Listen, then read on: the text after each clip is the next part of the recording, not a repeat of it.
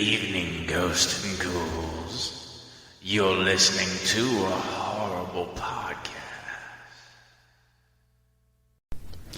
What's up, ghosts and ghouls? It's the one, the only, JT Ripper, and I'm here with Todd of Thunder. And today we have a special guest, my girlfriend, Lana. Hey, guys. Today we're going to be talking about a slew of shit. Our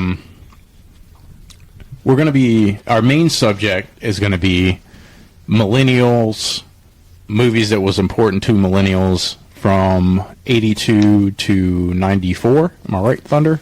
Yep, 82 to 94, that kind of first wave of millennials. And I have a list of what I think is the most important horror films between those years. And you guys are going to react to it. Yes. And give me your suggestions. If you felt like I left off a film and something could be replaced, just give me your opinions on it. It's kind of like a little fun discussion type of deal, rather than just going around the table and like, give me your list, give me your list, and give me your list. And we'd all have the same list. It would just be in different order, Yeah. So this was just kind of like more of a reaction of, playing off of each other or whatever. Exactly. But before that, I want to talk about some breaking news. I think it was yesterday or the day before yesterday. I can't remember.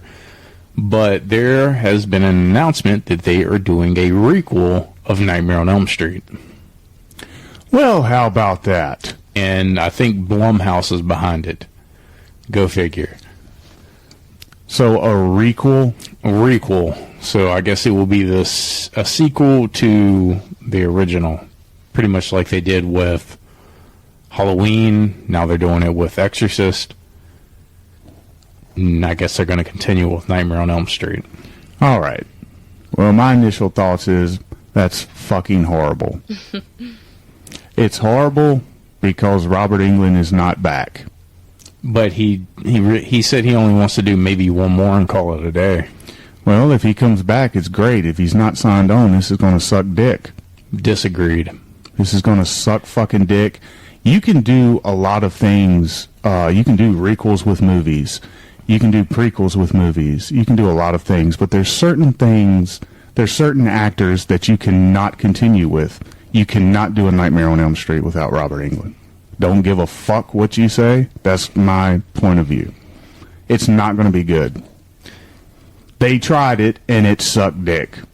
Well, nothing good was good about that movie. But I say Kevin Bacon. I think Kevin Bacon would be an amazing Freddy. Well, I'm a big fan of Kevin Bacon. I don't know. Well, then who would you put? I wouldn't put any. Don't say anybody. You have to put somebody. I wouldn't put anybody. No, I wouldn't even put somebody.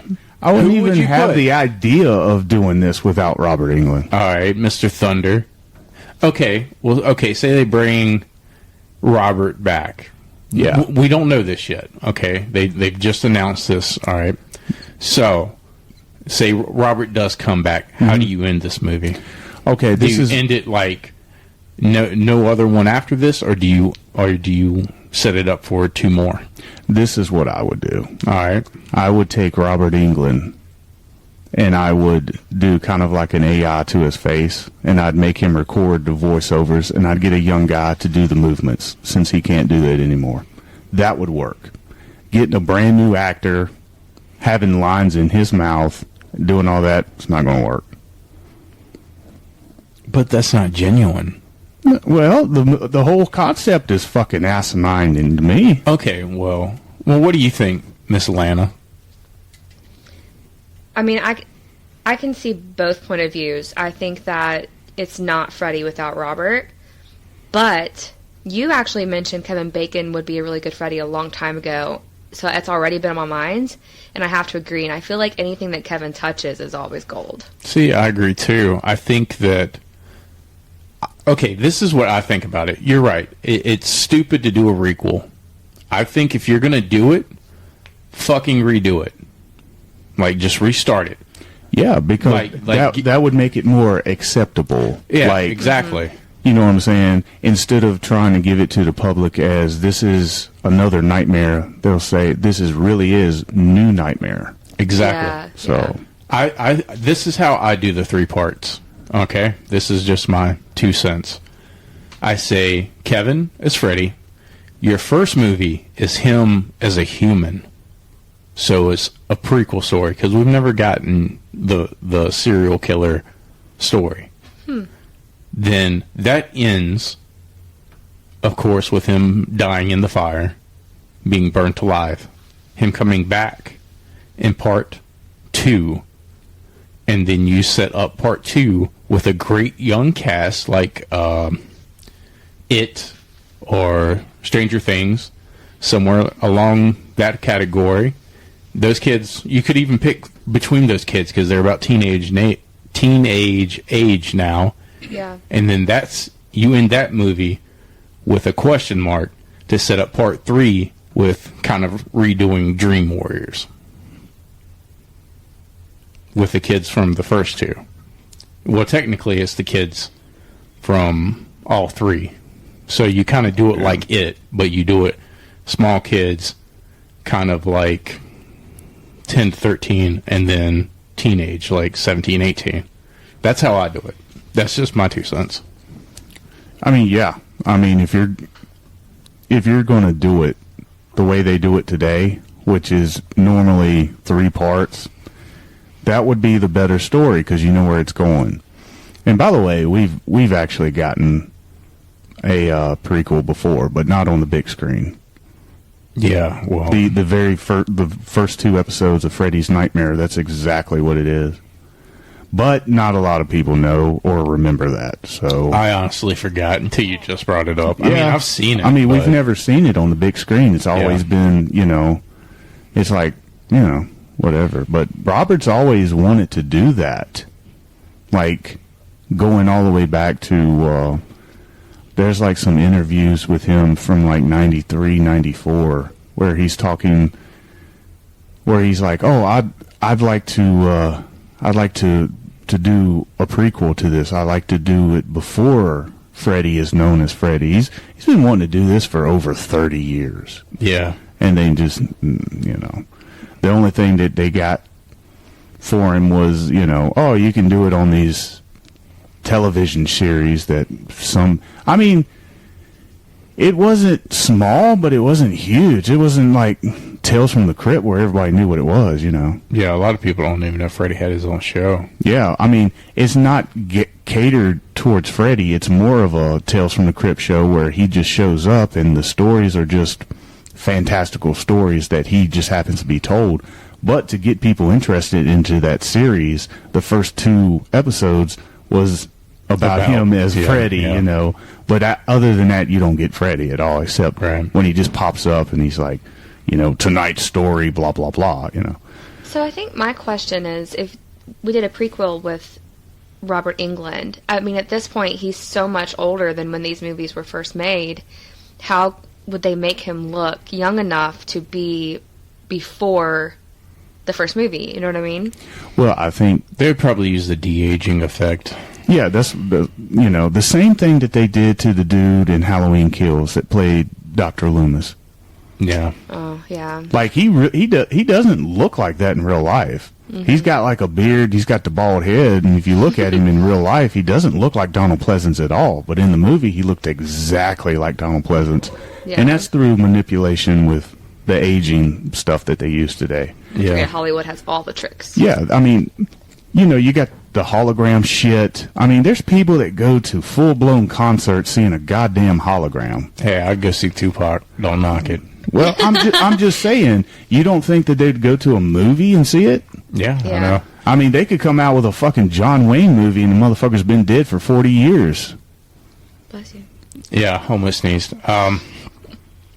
Because Robert's what, 80? No, he's in the 70s. He's in the 70s. Yeah. So he said he's got one more in him, but like, why bring him back for one more? Well, why would you do a requel with Robert? You know what I mean? Again, I wouldn't do a requel at all. I say reboot the franchise. Everybody disregards the remake. That's what I'm saying. They did it before and it failed. And what makes this any different this time? Yeah, because the everybody that was behind the remake was New Line Cinema.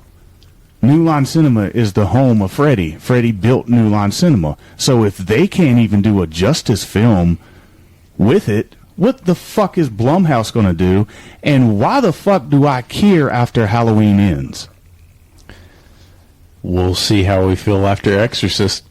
That's all I know. Well, I think it's a little bit different because, you can do an Exorcist and you don't have to have Reagan in it. You don't have to have all these characters, Yeah, but as far as Halloween goes, I like 2 out of the 3 films. Yeah, I did too.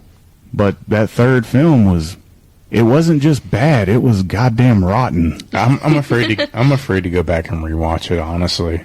So I'm kind of afraid to invest in Blumhouse because I don't want to, I don't want to know that 3 movies is coming and the first one's pretty good, the second one's okay, and then, the third one is like Halloween Ends. It's like they fucking disappointed me so bad.